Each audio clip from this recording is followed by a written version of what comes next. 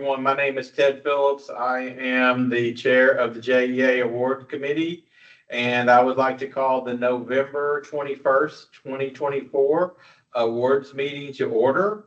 We have a physical quorum present this morning, represented by myself, Ted Phillips, Jody Brooks, and Ricky Erickson. OGC is represented by Rebecca Levy. Budget is represented by Stephanie Neely.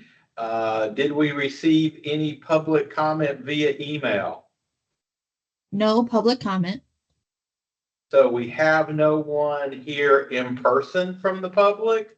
Is there anyone on the call this morning from the public who would like to speak up? If so, please unmute yourself and you have the floor.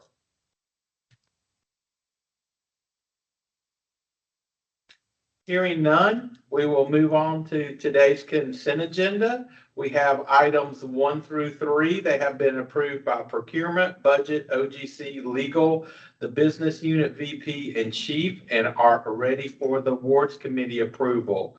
Before we take a vote on the consent agenda, would anyone like to move an item to the regular, off of the consent agenda to the regular agenda for discussion or deferral to another week? Okay, then I would accept the motion to adopt today's consent agenda. So moved. Second. So we'll say Jody made the motion and Ricky made the second. How's that? All those in favor say aye. Aye. Any opposed? Hearing none, the motion is adopted. We will move on to the regular agenda. We have 2 items this morning. So item number 1 is a contract extension for, well, it's not a contract. Let's see, is this an extension or a new contract? That was a new bid. Yeah, I think it is a new bid. For AT&T, we only received 1 bid on this, which I think I understand, but for the record, could someone kind of walk us through why we only have one bid on this and some of the particulars, please? Sure. Hello, everyone. This is Nicholas D'Ambrose. So initially, JEA specified for our telephony award that we would only do business with tier 1 providers, of which there are 3 in the state of Florida, specifically AT&T, Verizon, and T-Mobile. We anticipated that we would only be getting 1 bid at that time. So we actually revised the minimum qualifications for bidding to also include tier 2, what's called tier 2 providers. That basically means that they're able to provide the same services. It's just that they piggyback on top of the tier 1 providers. So held another pre-bid meeting, and after revising the minimum qualifications, still only got 1 bidder at the time. So we did get some feedback from the tier 1 providers saying that a lot of JEA's technology was not really suitable. They wanted to pursue other business options, but there was no feedback specifically from the tier 2 providers after the revision of the min quals. So that was the that's the reason for the 1 bid. All right. Thank you, Nick. Is there anybody else have any questions regarding the award to AT&T? So Nick, my only question comes to the very last sentence of the write-up that talks about JEA plans to piggyback off the state of Florida contract to leverage state pricing, with that contract looking like it's going to be awarded in the state's side and into December. From a timing perspective, we're doing a 3-year deal. Are we anticipating potentially getting out after the first year and piggybacking on the state contract? Or explain that to me if you could. Yeah, no, great question. So yeah, the timing of the state of Florida renewal was really kind of put us in a little bit of a pickle. So my discussions with the state of Florida representatives are basically indicating that there will likely be some improved pricing on some of the specific line items. I don't have visibility to that pricing at the moment. So I anticipate after that pricing becomes available at the beginning of the new year that we we should be able to take advantage of that pricing after this award takes effect. So that was included in the intent to award, and that is still the intention. So. Okay, because the other thing that jumped out at me is that over the next 3 years, a 33% increase, which if there's some way we can, pay attention to that state piggyback process with the mitigate that. pricing somehow, so try to keep a close eye on that. But that was, Yeah. that was my only question. Yeah, I share your concern. So yeah, we included that in the intent to award for that reason. Jody, Ted, and Ricky, this is Kim Trailer with Technology Services. Just a comment on that, Jody. We are working on addressing some of the older technology issues that were the key drivers for the price increases. AT&T is moving away from the PRIs and POTS lines, so we're focused on projects in FY25 that should help us reduce the dependency on those older technologies, which should also have an impact in cost savings on this Thanks, contract. Kim. That's helpful. Thank you. Hey, Kim, was that, excuse me, was that driving the award being 1.5 million over the estimate? Is that the legacy stuff? Yes, sir. So as you update that, that price may come down. You want to go quite, you have to spend all that. Is that what I'm hearing?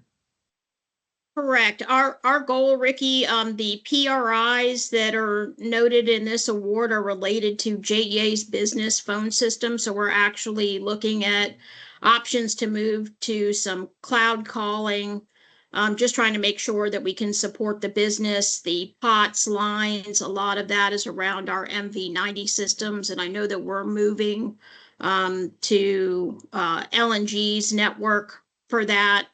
So I think this year we're actually going to be able to reduce some of these technologies. I just didn't have a line in the sand at the time that this award was coming to you. Okay, so one quick question back to Nick. We could just get an extension for a month or two, an existing one, and then piggyback on the state contract. We have to do a 3-year award and change pricing after the fact. Is that the plan? I'm sorry. Is your question if we could have done a contract extension instead of a new award? Yeah, that was my question.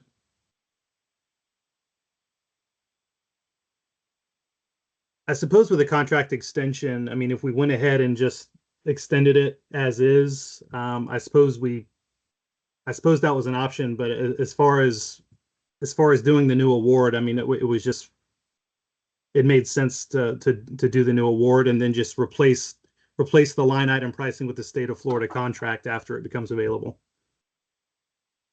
Because we didn't know if we might be switching vendors as well, correct? Correct. Correct. Okay. All right. Any other questions? Thanks, Nick and Kim. I entertain a motion. So moved. Second.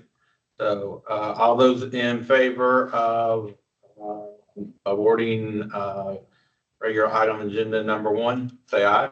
Aye. Any opposed? Hearing none, the motion passes. So our second item is for maintenance and repair services to heavy duty trucks.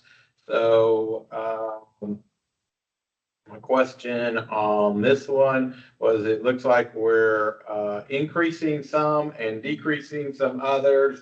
And I got a little bit confused when I was reading through all this, and I thought it might be good just for the record for someone to walk us through this, please. Hi, Ted. This is Haley Stewart, the buyer for this award. I can walk you through. So Thank you, Haley.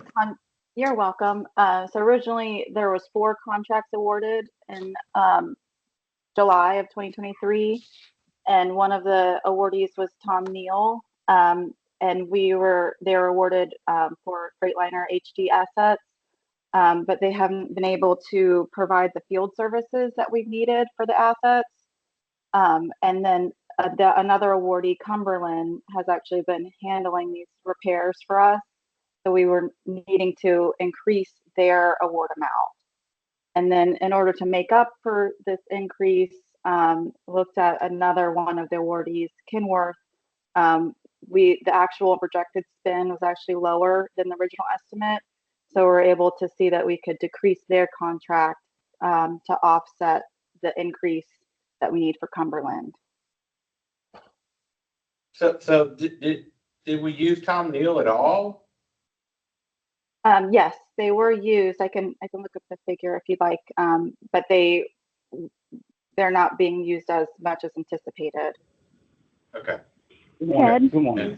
It's Justin. I just want to chime in. So yes, we do currently use Tom Neal. The biggest issue here is just their responsiveness and their ability to do field services. Cumberland is a lot more responsive and they're able to take care of those repairs and have a quicker turnaround time. Whereas Tom Neal was having us take a lot of those type repairs going to the shop, and it was causing longer turnaround times and lead times. So we are using Tom Neal. However, we've had to use Cumberland a lot more because of their response time. Okay. But this Cumberland's pricing a little bit higher as to why there's just not the direct correlation of the taking 800,000 from Kenworth and putting it into Cumberland's contract.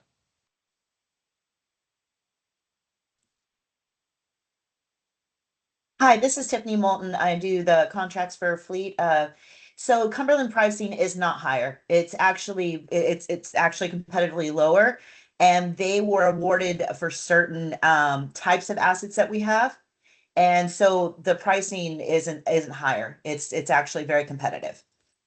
They just weren't And why awarded to are work the- on certain types of assets that we have. So that's why there's a shift, because Tom Neal isn't able to handle the particular assets that they were awarded for, and Cumberland's been picking up their slack. Okay, but it does look like that the overall, with these four vendors, we are going up. You guys are asking for more money, right? Because it's an $8 million or $800,000 reduction and a 1.2, so a net $426,000 increase. And is that just because more repairs needed than we had originally thought?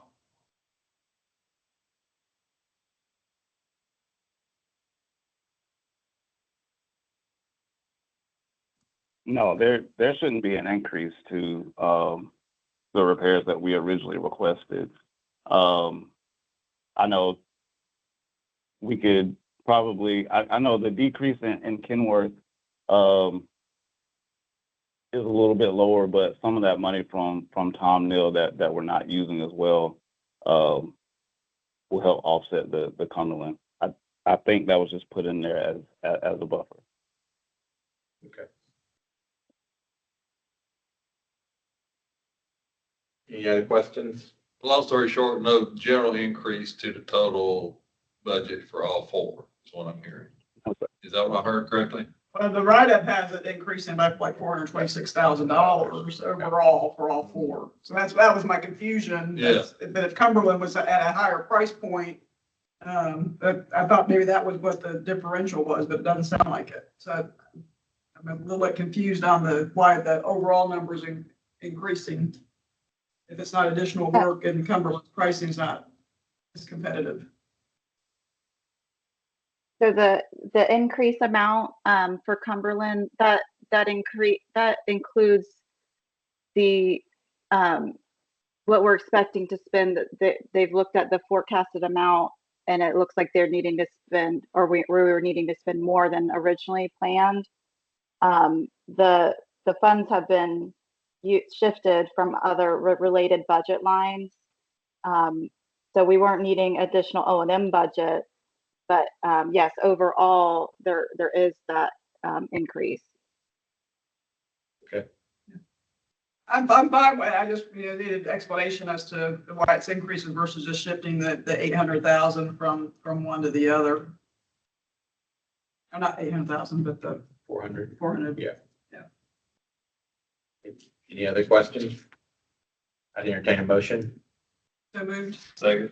So that was Jody with the motion, Ricky with the second. All those in favor say aye. Aye. Aye. Any opposed? Hearing none, the motion is adopted. So items 1 through 3 of the consent agenda and items 1 and 2 of the regular agenda have been approved for the November 21st, 2024 meeting. Any other business to come before the awards committee? Other than there's no committee meeting next week. Yes, is that correct? No meeting next week, right? That is correct. It'll occur the following week. All right, so we'll all be eating, well, maybe not eating at 10 a.m., but we'll be spending the day, hopefully, enjoying ourselves with friends and loved ones, and remember what we're thankful for. So I'm thankful for you guys, so I appreciate all the work that put this together, and I will adjourn our meeting, and we'll see you guys in 2 weeks. Happy Thanksgiving. Thank you all. Happy Thanksgiving.